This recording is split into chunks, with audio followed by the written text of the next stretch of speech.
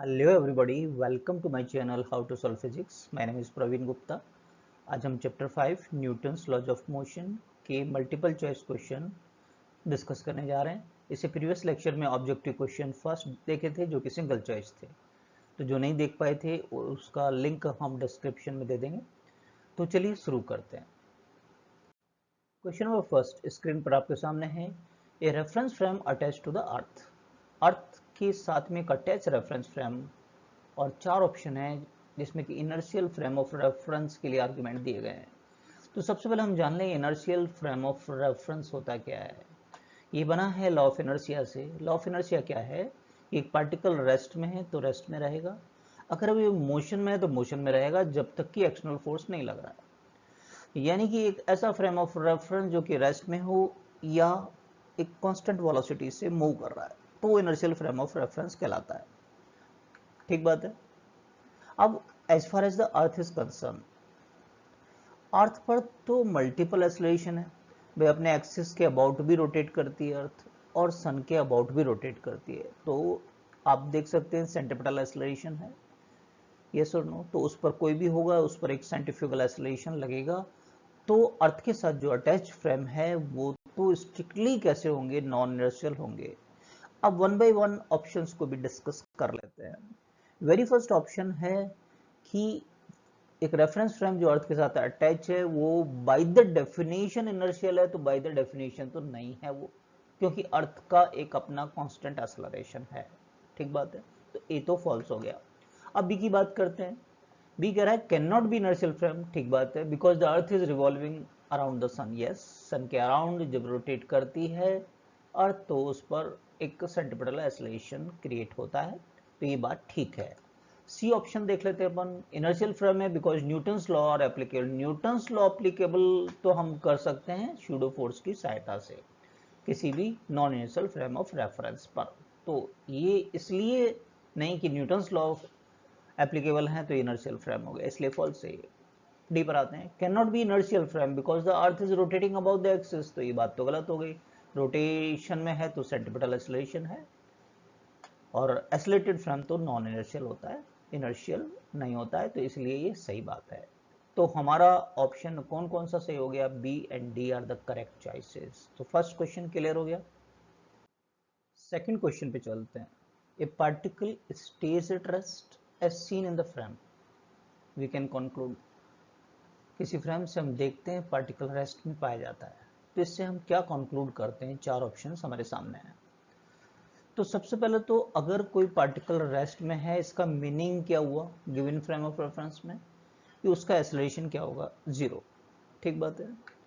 अब according to the Newton second law की बात करें हम, चाहे फ्रेम ऑफ रेफरेंस कैसा भी हो, तो नेट या टोटल फोर्स की बात करें जिसमें कि एक्सटर्नल और सूडो फोर्सेस भी आ गया जो कि ma के बराबर होता है, तो एक्सेलरेशन जीरो है तो ये नेट फोर्स कितना हो जाएगा? जीरो।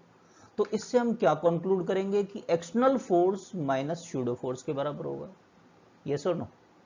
तो यहां अब हमारे पास में दो पॉसिबिलिटीज आ जाती हैं। दो पॉसिबिलिटीज कौन कौन सी? दो पॉसिबिलिटी। वेरी फर्स्ट कि यदि फ्रेम ऑफ रेफरेंस इनर्शियल है तो सूडो फोर्स तो नहीं लगेगा, सूडो फोर्स की वैल्यू जीरो हो गई। सूडो फोर्स जीरो हो गया इसका मतलब रियल रिजल्टेंट एक्सटर्नल फोर्स है वो भी जीरो होगा। यस और नो? तो ये तो हमारा स्टेटमेंट कौन सा है? सी। क्या कह रहा है स्टेटमेंट सी? द फ्रेम में भी इनर्शियल हो सकता है but the resultant force particle पे कितना होना चाहिए? एक्सटर्नल फोर्स कितना होना चाहिए? जीरो। क्लियर? सेकेंड पॉसिबिलिटी क्या है कि यदि frame of reference non inertial है, नॉन इनर्शियल फ्रेम तो एक्सीलरेटिंग होता है, तो नॉन जीरो सूडो फोर्स उस पर काम करेगा। यस और नो?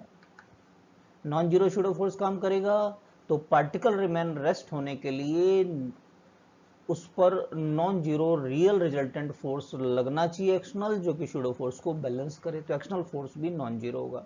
तो ये हमारा स्टेटमेंट कौन सा है? डी। यस और no? The frame may be non inertial but there is a non zero resultant force. तो क्लियर हो गया ये। थर्ड क्वेश्चन स्क्रीन पर आपके सामने है। A particle is found to be at rest when seen from a frame S1। S1 से देखते हैं तो रेस्ट में पाया जाता है, and moving with the constant velocity when seen from the another frame S2। S2 से देखते हैं तो कांस्टेंट वेलोसिटी से मूव करता हुआ पाया जाता है, और S1 से देखते हैं तो रेस्ट में पाया जाता है, और 4 ऑप्शंस आपके सामने हैं, तो करेक्ट चॉइस हमको बताना है। तो मान लेते हैं S1 S2 के जो एक्सेलरेशंस हैं वो A1 A2 हैं थोड़ी देर के लिए रिलेटेड टू इनर्शियल फ्रेम, और AP एक्चुअल एक्सेलरेशन है पार्टिकल का उसी फ्रेम में, इनर्शियल फ्रेम के अंदर। ठीक है, तीनों के एक्सेलरेशन मान लिया S1 S2 के A1 A2, और पार्टिकल का मान लिया AP। राइट, अब आगे बढ़ते हैं। अब एक एक फ्रेम से देखते हैं। S1 से देखते हैं हम।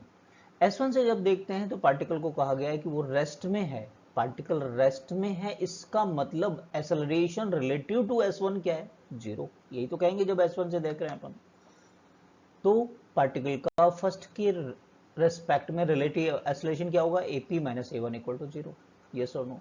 तो हम क्या कंक्लूड करेंगे यहाँ से? AP यानी पार्टिकल का एक्सेलरेशन S1 के एक्सेलरेशन के बराबर होगा। ठीक बात है इतना। अब हम S2 से देखने की कोशिश करते हैं।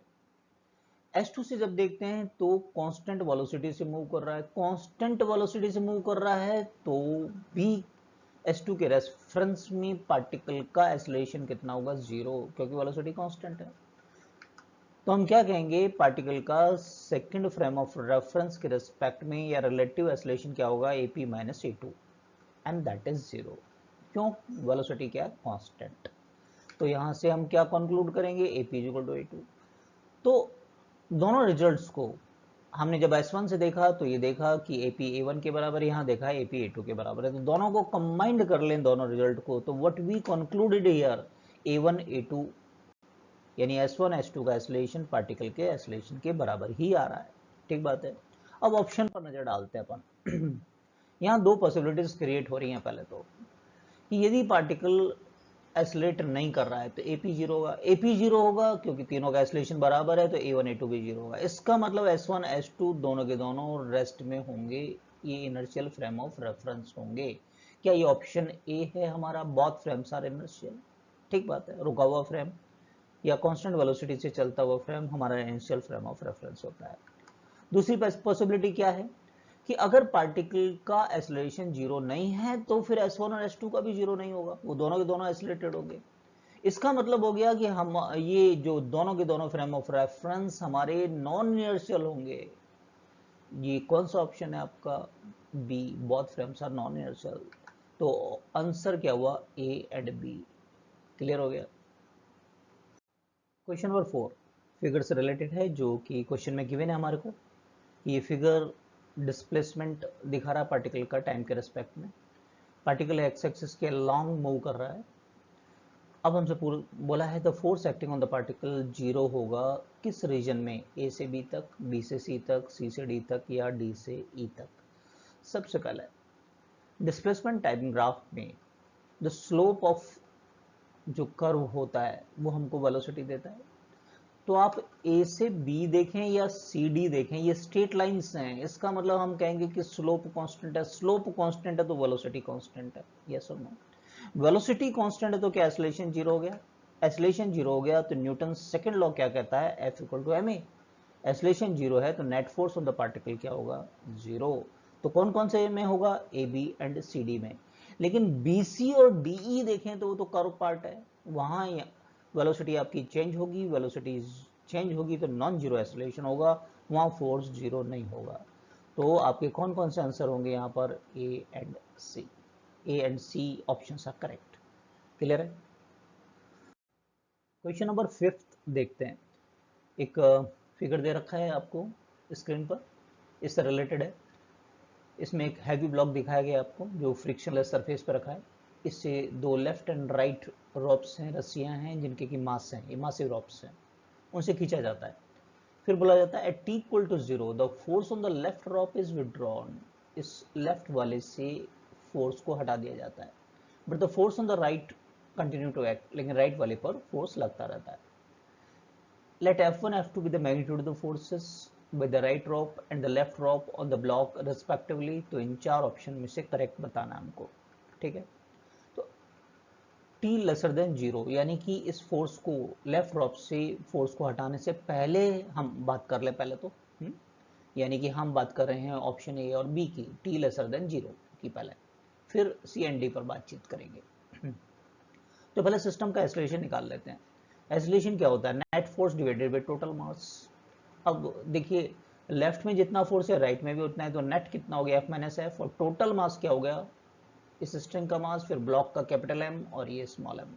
ठीक है, तो F माइनस एफ जीरो है, इसलिए एक्सेलरेशन हमारे सिस्टम का फिलहाल जीरो है। इतना ठीक है, राइट। अब फ्री बॉडी डायग्राम बनाते हैं, क्योंकि हमें ये चाहिए कि ब्लॉक पर लेफ्ट वाली रस्सी F2 कितना लगा रही है, राइट वाली रस्सी F1 कितना लगा रही है। ठीक है, तो ये एक्शन रिएक्शन फोर्सेस हैं, फ्री बॉडी डायग्राम हमने यहाँ पर दिखाया। तो हम ये F2 कैलकुलेट करेंगे जो कि इस F2 के ही बराबर होगा, फिर हम ये F1 कैलकुलेट करेंगे जो इस F1 के बराबर होगा। तो चलिए करते हैं।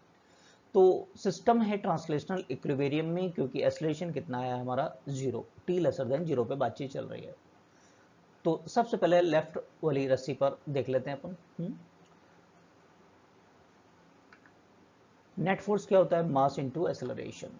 अब यहां बात करें अपन, तो नेट फोर्स क्या हो गया? F माइनस F2, और एक्सेलरेशन कितना है? जीरो। तो यहां से F माइनस F2 जीरो आ गया, तो F किसके बराबर हो गया है? F2 के। ठीक बात है।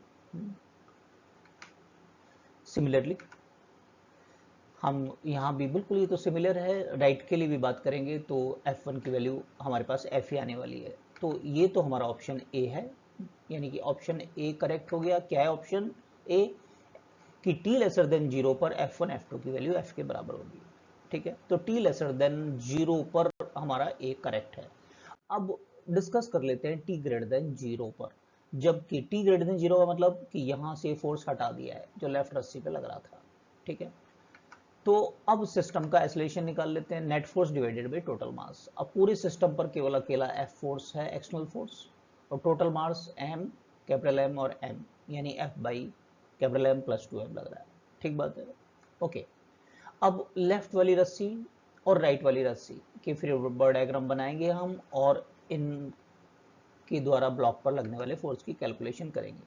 तो देखिए ये फ्री बॉडी डायग्राम हम बनाए, तो ये हमने ये कॉन्टैक्ट फोर्स दिखा दिए हैं F2 और यहाँ ये दिखा दिया है F1। ठीक बात है। एक्शन रिएक्शन फोर्सेस हम कैलकुलेट करेंगे, ये F2 जो कि इस F2 के बराबर होगा, फिर ये F1 जो कि इस F1 के बराबर है, जो पूछा गया हमसे। ठीक है, पहले लेफ्ट वाले पर देख लेते हैं।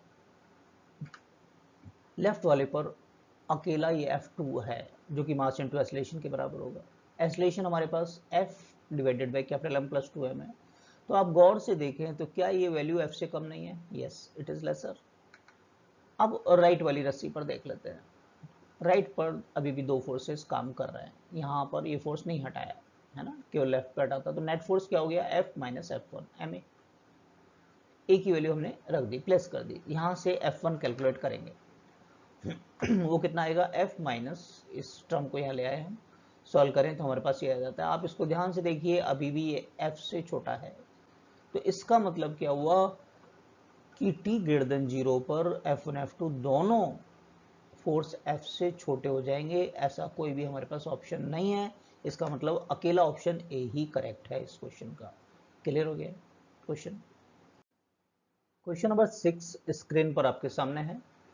The force exerted by the floor of an elevator on the foot of a person standing there is more than the weight of the person.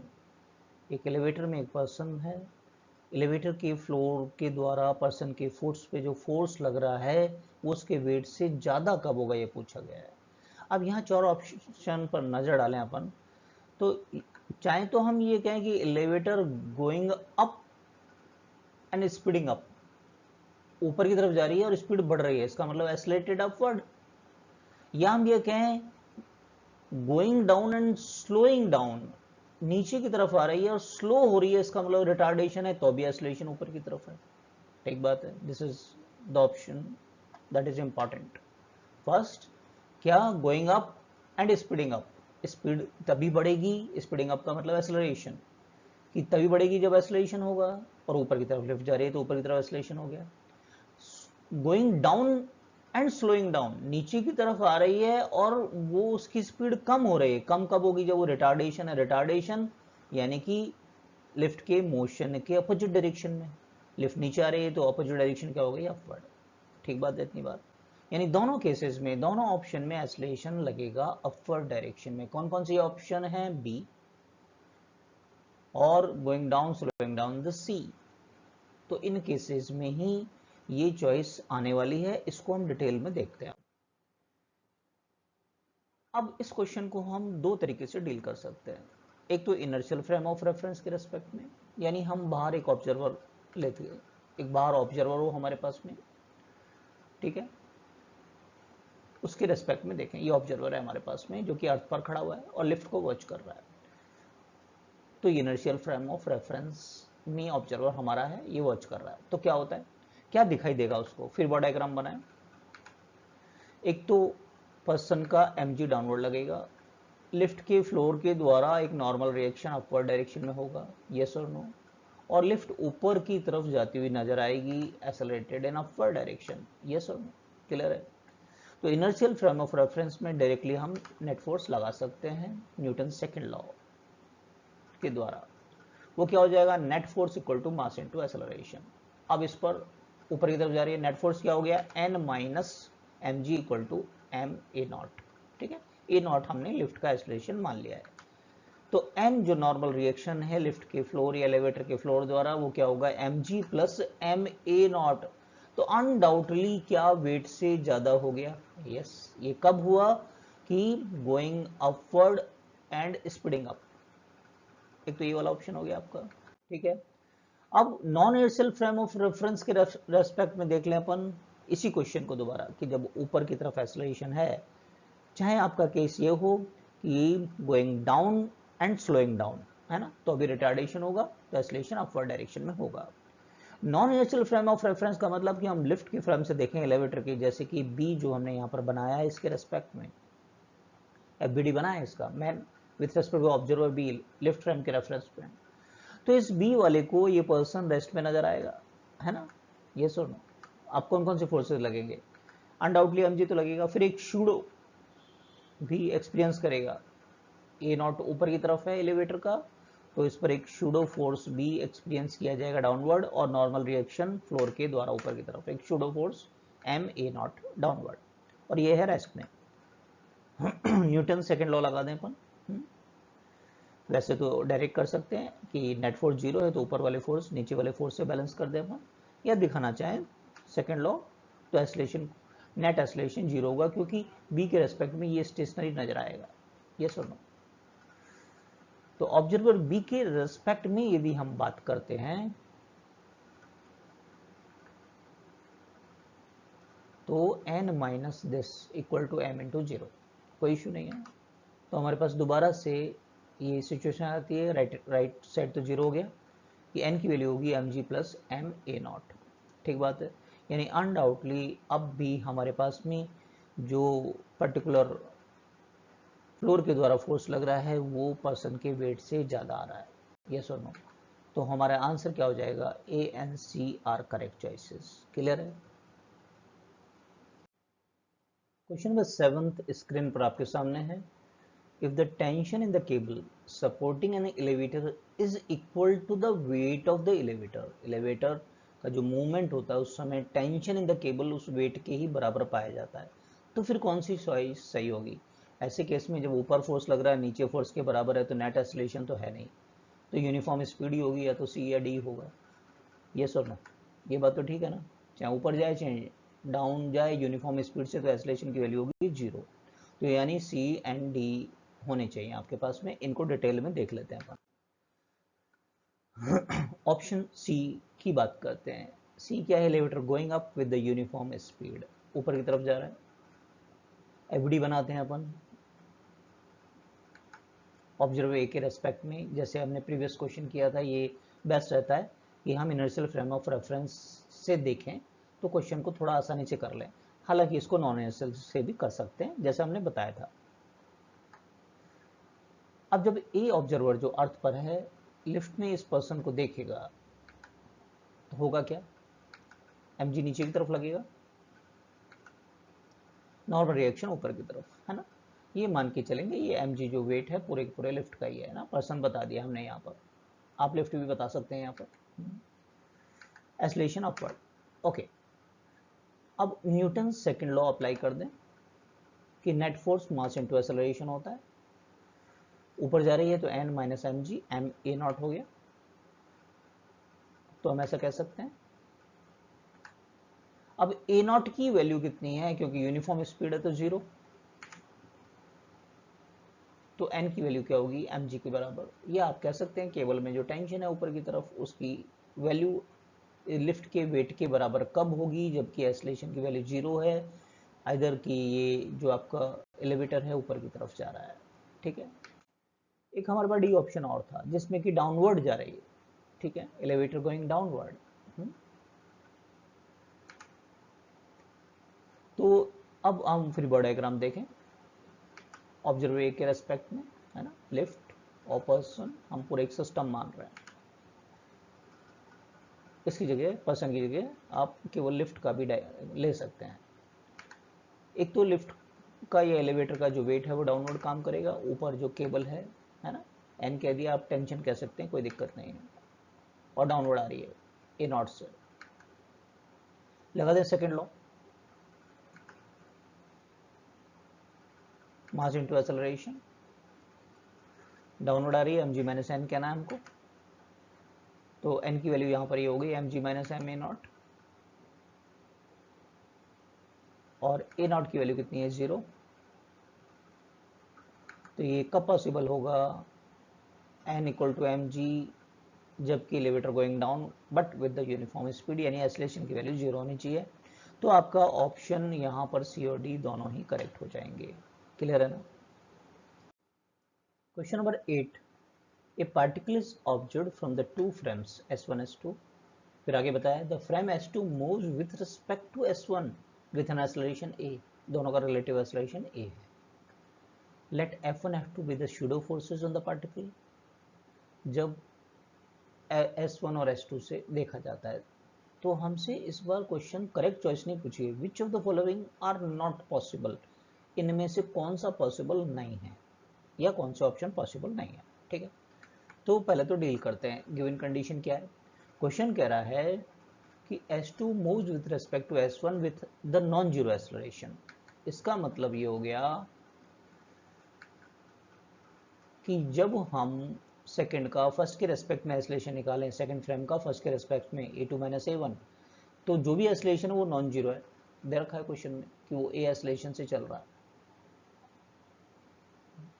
तो इससे क्या कंक्लूड करते हैं हम कि a1 और a2 की वैल्यू इक्वल नहीं होनी चाहिए एक्सेलरेशन की, तभी ये नॉन जीरो आने वाला है। ठीक बात है ना। अब हम एक एक ऑप्शन को चेक करते हैं कि कौन सा पॉसिबल नहीं है। करेक्ट तो ठीक है ना। फर्स्ट ऑप्शन है F1 zero, F2 non zero. F1 zero का मतलब ये हो गया कि S1 फ्रेम हमारा इनर्शियल होना चाहिए, इनर्शियल हो गया तो उस केस में A1 जीरो हो गया, उसी केस में शूडो फोर्स नहीं लगना वाला है पार्टिकल पर, अगर इनर्शियल फ्रेम है तो A1 जीरो। और F2 नॉन जीरो कब होगा, जब S2 नॉन इनर्शियल होगा। नॉन इनर्शियल यानी A2 की वैल्यू A के बराबर होगी, that is not equal to 0। तो हमारी कंडीशन ये सेटिस्फाई हो रही है, A1 is not equal to A2। Yes और नो, तो ये तो पॉसिबल है ए ऑप्शन। तो अब बी पर चलते हैं। बी ऑप्शन कहता है F1 नॉन जीरो, F2, तो उसका उल्टा पहले वाले का, यानी इस केस में हमारा क्या होगा, S1 तो नॉन इनर्शियल होगा, तो A1 की वैल्यू A के बराबर हो जाएगी, जो कि नॉन जीरो होगा, क्योंकि रिलेटिव एक्सेलरेशन A1 A2 का, S1 S2 का क्या है, A है, तो इस बार A1 हमारा A के बराबर होगा, नॉन जीरो हो गया। और S2 हमारा नॉन इनर्शियल होना चाहिए, तो A2 जीरो हो गया। ठीक बात है, तो हमारी कंडीशन फिर से सेटिस्फाई होगी, तो ये भी पॉसिबल है।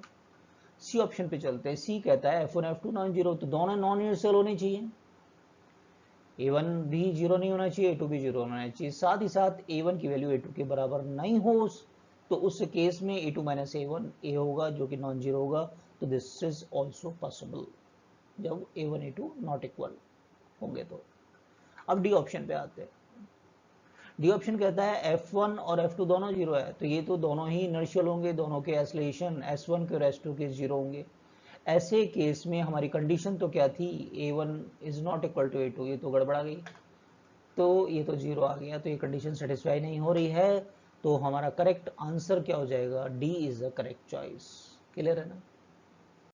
क्वेश्चन नंबर 9 देखते हैं। A person says that he measured the acceleration of a particle to be non zero, जबकि no force was acting on the particle, particle पे कोई फोर्स नहीं लग रहा, फिर भी उस पार्टिकल का एक्सेलरेशन मेजर करता है एक पर्सन। तो ये 4 ऑप्शन आपके सामने हैं। ये पॉसिबल है, आपने देखा होगा, आप एक ट्रेन में बैठे हुए हैं, ट्रेन एक्सेलरेटेड है, ट्रेन चल रही है, आप ट्रेन से बाहर देखते हैं तो पेड़ पौधे हैं, लाइट पोल्स हैं, वो बैकवर्ड डायरेक्शन में एक्सेलरेटेड होते हुए नजर आते हैं, तेजी से दौड़ते हुए, जबकि क्या उन पर कोई फोर्स लग रहा है, वो तो रेस्ट पे थे। तो यस, ये पॉसिबल है यदि पर्सन करेक्ट है, यदि वो मेजरमेंट करता है आउटसाइड पार्टिकल का non zero inertial frame of reference है। तो पर्सन ट्रेन में है, ट्रेन क्या है, non inertial frame of reference है, तो yes he might have use the non inertial frame, तो ये ऑप्शन आपका करेक्ट हो जाएगा, यस और नो, तो option D is correct. Clear है। नेक्स्ट लेक्चर में हम एक्सरसाइज के क्वेश्चन डिस्कस करेंगे इसी चैप्टर के, तो बने रहिए हमारे साथ में। जो फर्स्ट टाइम आए हैं सब्सक्राइब कर लीजिए, शेयर कीजिए अपने दोस्तों के साथ में, लाइक कीजिए। थैंक यू फॉर वॉचिंग, मिलते हैं नेक्स्ट वीडियो।